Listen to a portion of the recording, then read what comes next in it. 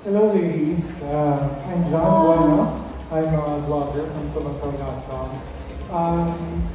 Siguro can we like tone down the music a bit? So, here.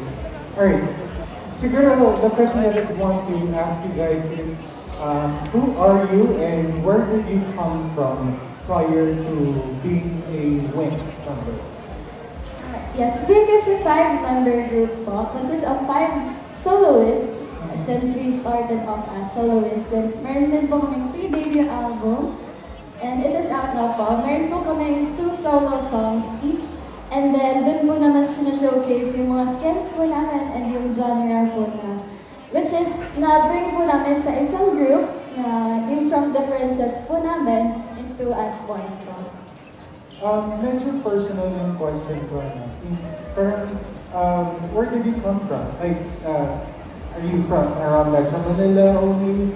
Or some of you are from the provinces? Can you tell us about that a bit?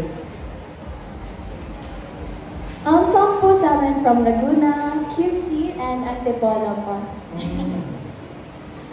And yes po, from different competitions po kami nanggaling. And okay. Yes po. Like CG po. So you guys are singers, all of your singers prior to being part of this group?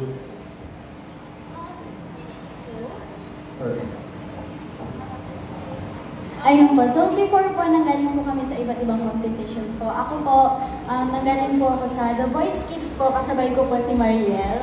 So dati po kami magkakilala. So magkababata po kami. Ay! Magkababata! Kayo same season, parang gano'n. Same season po kami, so doon po talaga kami nagkakilala. Tapos pinagtagpo ulit po kami for girl group naman po. So after 8 years, 8 years, ayun po, tapos nag-Idol Philippines po ako, and marami pa pong ibang TV competitions po. Okay, how about the others? Hindi naman po, nag-join po ako sa Search for the Next P-Pop group po, sa TV5 from Pop Pinoy po, and nagkaroon po ako ng group before named A for OU po, 4 girls naman po kami. And doon po ako nanggaling mag-competition po. And then, I do songwriting din po for Bini, which is Pantropica po. Oh, okay.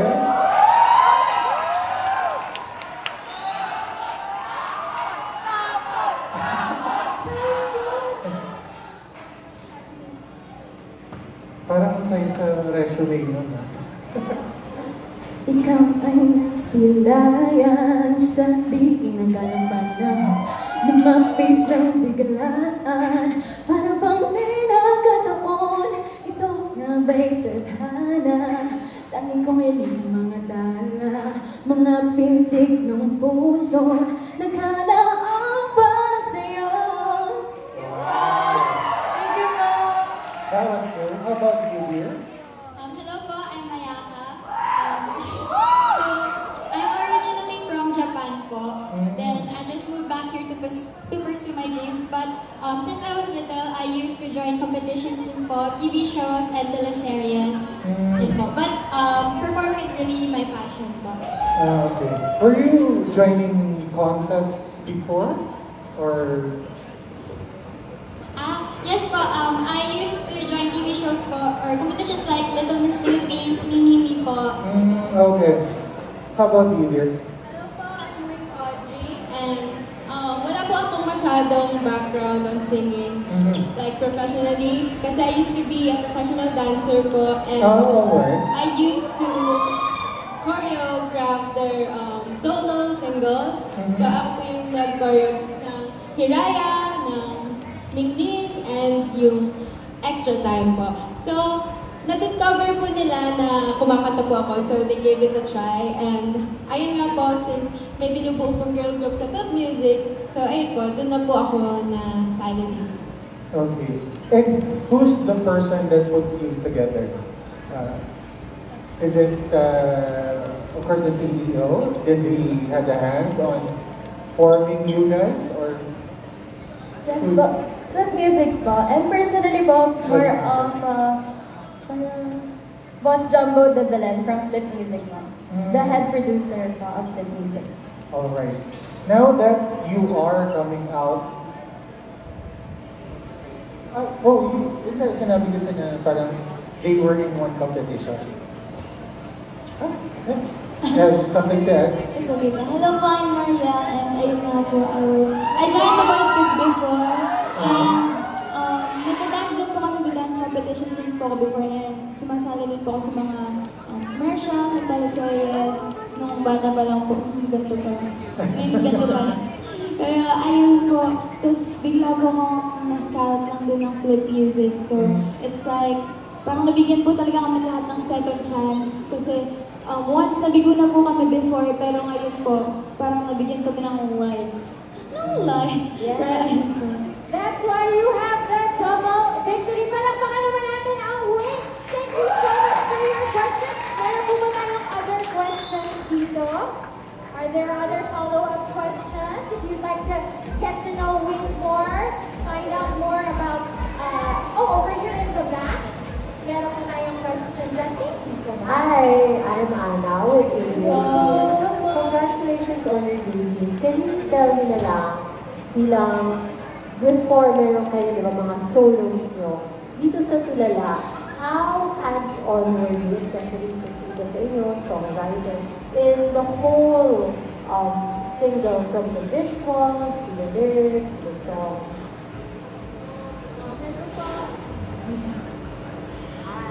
At first po, of course, super dami pong adjustments. Since we live together po, and ayun po, super nag-adjust po kami ng mga first few months or weeks. And ayun po, eventually we love the process po, talagang nagtutulungan po kami, and every girl has their own strengths. So, sinishare po nila yon sa amin. Like, for example, her singing skills. So, ano po, talagang, ako po kasi, parang wala po ako masyadong experience on singing before. So, tinuruan niya po ako, hinelp niya po ako. And ayun, nagtutulungan po kami, and we just trust each other. And ayun po. Yes po, as we mentioned po, some of us came from singing, some of us from dancing, and some of us came from none. But instead of clashing po, we helped each other, as she said, and yun po, we keep reminding each other why we started in the first place. We motivate each other, and yun po.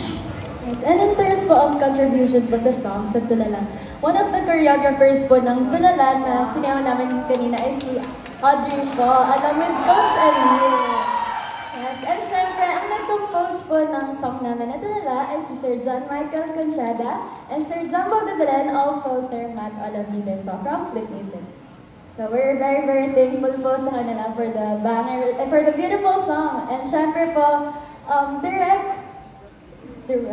Direct Nolan po sa music video naman po.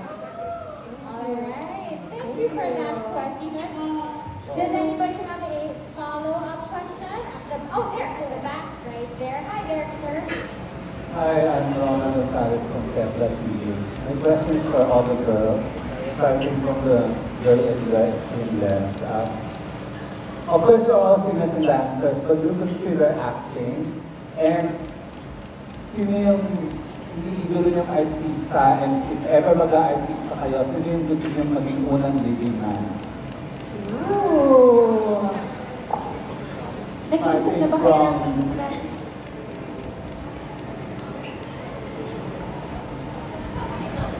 Alright, meron ba yan? Okay, so, how are you with acting? And kung mag-aartista kayo, sino yung unang gusto niyong gaganap na leading man ninyo? And your favorite actress or role model? Yes. Me po, favorite actress po, Catherine Bernardo, since bata pa po ako, sobrang fan na fan po ako ng acting niya. And siguro po, celebrity crush po. Oo, kung meron kang celebrity crush na gusto mo maging leading man. Yes.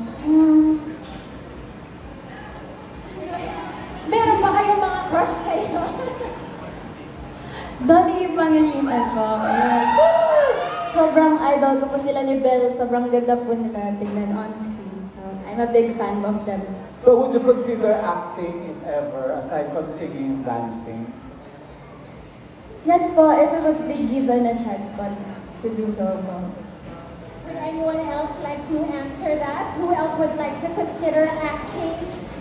Ako po, open po ako na matuto sa acting. Kasi before po, parang pangarap ko rin po na magkaroon ng commercials, ganyan. And sa leading man, wala pa po akong maisip. Pero favorite artist ko po si Bizarre Heronimo. Yes, okay, next. Hello po. Before po, dream ko na po talagang mag-acting po. Same po kami ni Ayaka. Parang ever since mo napapag-usapan namin, what if in the future mag-acting tayo? Something like that. And nagkaroon po ako ng first ever acting experience po sa music video po ni Miss Happy C po. And ang nag-direct po ay si Miss Cream Kim po. And ayun po, sandali na lang. Hello po! Ayun po, super fun experience po. And doon ko rin po lalong na-realize na ay, masaya pala mag-acting. Something like that. Alright, what about Ayaka? Favorite actress mo and dream leading man? Oh, who's your favorite actress? Tapos, dream leading man. Dream leading man? Wala pa rin po akong maisip, puro girl crush ko kasi yung meron ako. Idol artist. Sino yung girl crush mo? Sino? Girl crush na lang po? Oo. Si Minnie Malay po! Ayan, Pipa Prize together talaga. Okay, next. Sino pa yung hindi sumasagot? Ayaka? So yes po, since nag-acting po ako nung bata po ako, I really do love acting po. Actually, parang first love ko po talaga yung acting. And, sino ba? Actress po, definitely Miss Anne Curtis po. Super idol ko po siya from her aura and everything. Leading man, siguro. Sayang po hindi po siya artista, pero siguro po celebrity crush si Dwight Ramos po. Alright. Sana po, pag nag-change career po siya, if ever. Or mag-aaral ka mag-basketball. Baka magtakbo kayo sa court. Okay. Mariel. So for me naman po, same kami ni Audrey po, si Miss Sarah G po talaga yung favorite kong actress ever since. Kasi actually hindi lang po sa pagiging actress na very total performer po kasi talaga siya. So siya po talaga yung favorite ko. And yes po pala, I would consider po acting if we were given a chance. And sa leading man, siguro po, hindi ko naman po siya like crush, but nagagalingan po ako kay Joshua Garcia. Okay, thank you girls and more power and more success to you. Thank you.